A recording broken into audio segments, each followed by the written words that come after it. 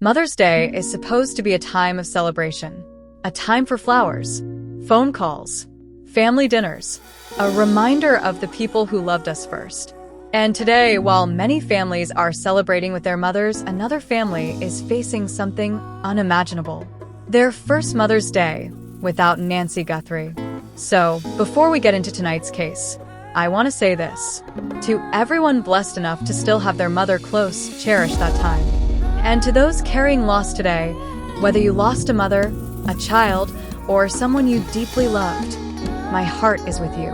Because cases like this stop feeling like headlines after a while. They become human, painfully human. And tonight, that reality feels heavier than ever. As soft music played during a tribute to mothers earlier today, many people following this case couldn't stop thinking about one question. Where is Nancy Guthrie? Because somewhere tonight, a family is sitting with unanswered questions instead of closure. And despite months of investigation, they still don't know what happened to her. Now recently, Sheriff Chris Nanos was asked a question the public has been desperate to hear answered.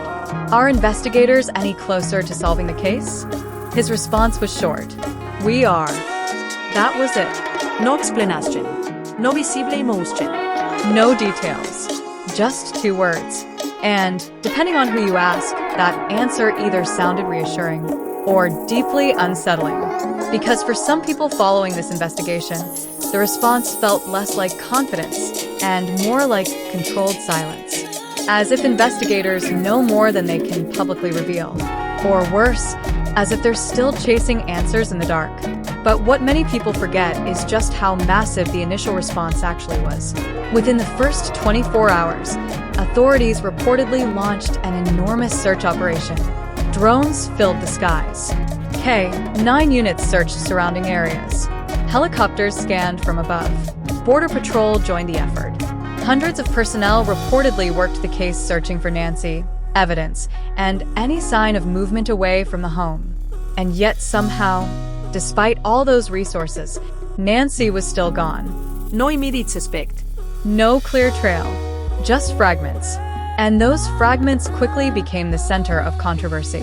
One of the biggest points of criticism now surrounds public comments made by law enforcement sources during the investigation, especially statements attributed to Sergeant Cross, because at one point, claims began circulating suggesting Nancy may have walked away voluntarily.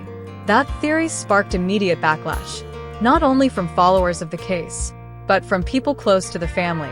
Later, those comments were reportedly clarified or retracted, with explanations that family members initially feared Nancy may have been taken to a hospital after some kind of medical emergency.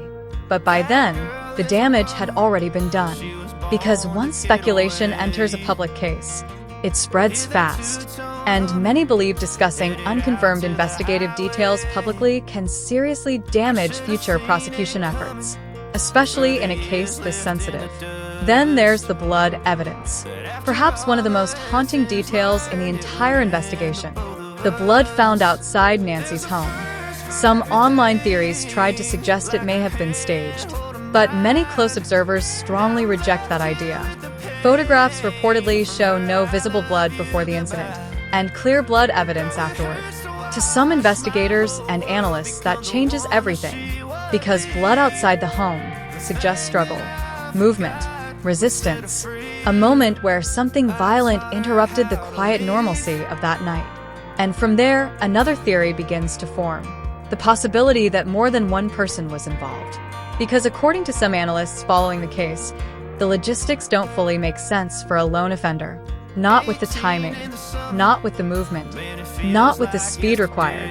One theory suggests a coordinated operation. One suspect enters first, unlocks doors, prepares an exit route, controls the environment, while another physically removes Nancy from the home. If true, that would mean this wasn't random. It was planned, carefully, deliberately. And investigators may already be searching for evidence to support exactly that scenario. Because behind the scenes, forensic work continues. DNA evidence, hair samples, Surveillance footage. digital timelines, and, of course, the mysterious figure captured on camera known only as Porch Guy. To this day, Many believe identifying that individual remains one of the strongest opportunities investigators have to break this case wide open. Because whoever that person is, they may hold the answers to everything. And despite the slow pace publicly, experts continue stressing one important fact. This case is not cold, not even close. Forensic testing is still underway. Tips are still pouring in. Digital evidence is still being reviewed. Investigators are still analyzing timelines, movements, and connections behind the scenes. But cases like this don't unfold in a straight line. Sometimes progress is invisible until suddenly it isn't. Until one DNA result returns. One witness speaks. One mistake is uncovered. And the entire picture changes overnight. So, while the world celebrates Mother's Day tonight, some families are still waiting for answers. Still waiting for truth. Still waiting for someone to explain what happened inside those missing hours when Nancy Guthrie vanished without a trace. And maybe somewhere inside the evidence investigators are quietly examining right now, that answer already exists. If you're following this case closely, stay locked in because every new detail, every hidden clue, and every breakthrough matters. Stay aware, stay compassionate, and I'll see you in the next one.